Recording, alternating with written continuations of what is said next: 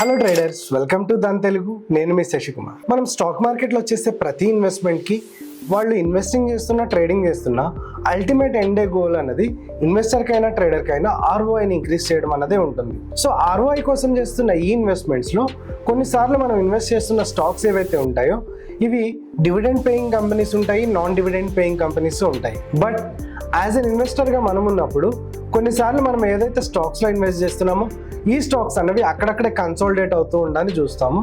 And కొన్ని stocks మాత్రం investment చేసిన దగ్గర నుంచి హై స్వింగ్తో వోలటైల్గా మూవ్ అవడాన్ని చూస్తాము. అండ్ కొన్నిసార్లు అది స్టీప్గా ఇంక్రీజ్ అవ్వడాన్ని సిచ్యువేషన్ కూడా మనం చూస్తూ ఉంటాం. అండ్ మోస్ట్ ఆఫ్ ద ఇన్వెస్టర్స్కి ఇక్కడ వచ్చే ఒక డౌట్ ఏంటంటే కొన్నేమో డివిడెండ్ పేయింగ్ స్టాక్స్ ఉన్నాయి, కొన్నేమో నాన్ డివిడెండ్ పేయింగ్ స్టాక్స్ ఉన్నాయి, కొన్నేమో గ్రోత్ స్టాక్స్ ఉంటున్నాయి.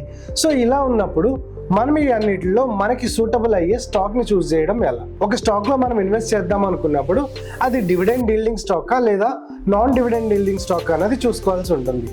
మనం చూసాము ఐటీసీ కొన్నాళ్ళ వరకు అరౌండ్ 200 ప్రైసే మనం ట్రేడ్ అవుతూ ఉన్న సిచ్యువేషన్ని చూసాము. అండ్ కొంతకాలం తర్వాత అది 200 to 400 వచ్చింది. బట్ స్టిల్ 200 అప్పుడు డివిడెండ్స్ ఎలా ఇస్తుందో 400కి వచ్చినప్పుడు కూడా అది డివిడెండ్స్ అలాగే ఇస్తుంది. అండ్ ఐటీసీని మనం చూసినప్పుడు ఐటీసీ చాలా బిజినెస్ వర్టికల్స్లో ఉంది. అండ్ అది హోటల్స్ బిజినెస్లో ఉంది, ఎఫ్ఎంసీజీ సెక్టార్లో ఉంది, ఇట్లా మల్టిపుల్ సెక్టార్స్లో అది వైడ్ స్ప్రెడ్ అయ్యి ఉన్నది. అండ్ ఒక కంపెనీ కనుక ఇలా వైడ్ స్ప్రెడ్ అయ్యి మల్టిపుల్ వర్టికల్స్ని మేనేజ్ చేస్తున్నప్పుడు ఇంకా ఫర్దర్గా కొత్త ఇన్వెస్ట్మెంట్స్ కోసం వెళ్ళడం అన్నది కొంత టఫ్గా ఉంటుంది కంపెనీకి. బికాస్ అన్ని వర్టికల్స్ని మేనేజ్ చేస్తున్నప్పుడు జనరల్గా దాని ఈల్డ్ అనేది తగ్గే ఛాన్స్ ఉంటుంది. అండ్ ఓవరాల్ పర్ఫార్మెన్స్ మీద దాని ఇంపాక్ట్ కూడా ఉండే ఛాన్స్ ఉంటుంది.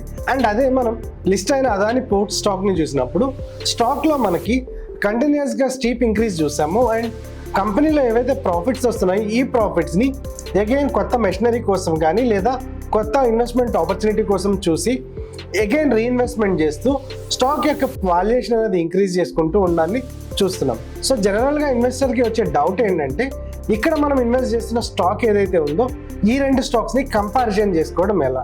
సో ఇలాంటి కంపారిజన్ మనం కనుక చేసుకోవాలి అనుకున్నప్పుడు కంపెనీస్ ఏవైతే ఉంటున్నాయో అవి రెవెన్యూ గ్రోత్లో ఎలా ఉంటున్నాయి అన్న విషయాన్ని మనం చూసుకోవాల్సి ఉంటుంది.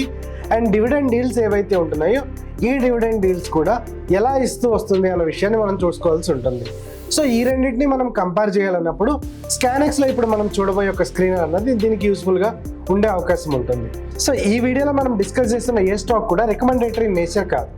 దీనికోసం నేను ధన్వెబ్లోకి లాగిన్ అవుతున్నాను. ధన్వెబ్లోకి లాగిన్ అయిన తర్వాత మనకి టాప్ రైట్ కార్నర్లో అనలైజ్ స్టాక్స్ ఆన్ స్కానెక్స్ అన్న ఆప్షన్ కనిపిస్తుంది. దీని మీద క్లిక్ చేయడం ద్వారా మనం స్కానెక్స్ మాడ్యూల్ని చూడొచ్చు. సో ఇక్కడ మనకి టాప్ బార్లో కనిపిస్తున్న క్రియేట్ అన్న ఆప్షన్ మీద క్లిక్ చేయడం ద్వారా మనం డైరెక్ట్గా స్కానర్స్ని ఇక్కడ క్రియేట్ చేసుకోవచ్చు. సో నేను ఇక్కడ క్రియేట్ ఆప్షన్ మీద క్లిక్ చేస్తున్నాను. సో ఇక్కడ నేను యాడ్ ఫిల్టర్స్ ఆప్షన్ మీద క్లిక్ చేసి మనకి ఏదైతే రెవెన్యూ గ్రోత్ ఉందో ఆ రెవెన్యూ గ్రోత్ని పాస్ట్ 5 yearsలో ఎలా ఉంది అన్న విషయాన్ని చూద్దాం అనుకుంటున్నాను. సో నేను దాని మీద క్లిక్ చేశాను. అండ్ ఇక్కడ మనం మాట్లాడుకుంటున్న రెవెన్యూ గ్రోత్ ఏదైతే ఉంటుందో ఈ రెవెన్యూ గ్రోత్ అనేది మినిమం 20%గా ఒక కంపెనీకి ఉండవలసిన నీడ్ అయితే ఉంటుంది. సో ఇక్కడ మనకి రెవెన్యూ గ్రోత్ స్టాక్స్ ఏవైతే ఉన్నాయో ఆ స్టాక్స్ అనేవి ఫిల్టర్ అవుట్ అవడం జరిగింది. సో ఇక్కడ యాడ్ ఫిల్టర్స్ నుంచి నేను డివిడెండ్ ఈల్డింగ్ స్టాక్స్ని కూడా ఫిల్టర్ చేద్దాం అనుకుంటున్నాను. సో ఇక్కడ డివిడెండ్ ఈల్డ్ని నేను ఇక్కడ యాడ్ చేస్తున్నాను. అండ్ ఇక్కడ మనకి రెవెన్యూ గ్రోత్ 20% ఉంది. అండ్ డివిడెండ్ ఈల్డ్ ఎంత పెట్టాలి అనే డౌట్ మనకు వస్తుంది.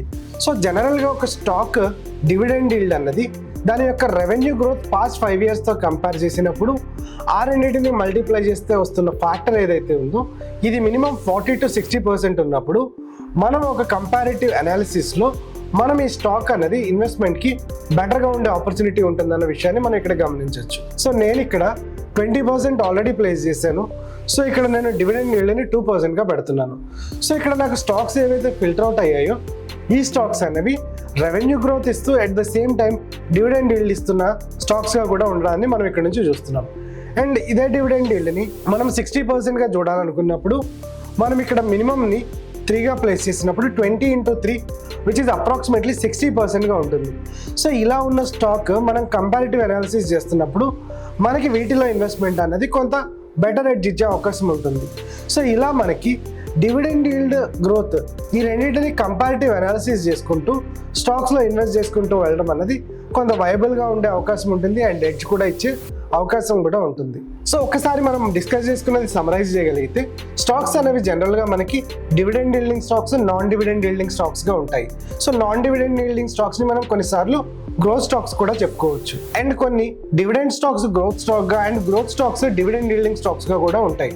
సో ఇలాంటి కంపారిటివ్ అనాలిసిస్ చేసుకోవాల్సి వచ్చినప్పుడు మనం డివిడెండ్ ఈల్డ్ని రెవెన్యూ గ్రోత్ని కంపేర్ చేసుకొని ఆ రెండింటిని మల్టిప్లై చేసినప్పుడు ఏ స్టాక్స్ అయితే మనకి 40 to 60% రేంజ్లో ఉంటాయో ఆ స్టాక్స్లో ఇన్వెస్ట్మెంట్ అనేది మనకి ఎడ్జ్ ఇచ్చే అవకాశం ఉంటుంది. అండ్ ఇలా మనకి కంపారిటివ్ అనాలిసిస్ కోసం స్టాక్స్ని స్క్రీన్ చేసుకునే ఆప్షన్ స్కానెక్స్తో డైరెక్ట్గా అవైలబుల్గా ఉంటుంది. అండ్ ఇప్పటికే మీ డిమాట్ అకౌంట్ లేకుండా ఉన్నట్లయితే డిస్క్రిప్షన్లో ఉన్న లింక్ నుంచి మీ దాని అకౌంట్ని ఈ రోజే ఓపెన్ చేసుకోండి. అండ్ మీ ఇన్వెస్ట్మెంట్ పోర్ట్ఫోలియోలో బెస్ట్ స్టాక్ ఏదనుకుంటున్నారో కమెంట్ సెక్షన్లో తెలియజేయండి. మరో వీడియోతో మనం మళ్ళీ కలుద్దాం.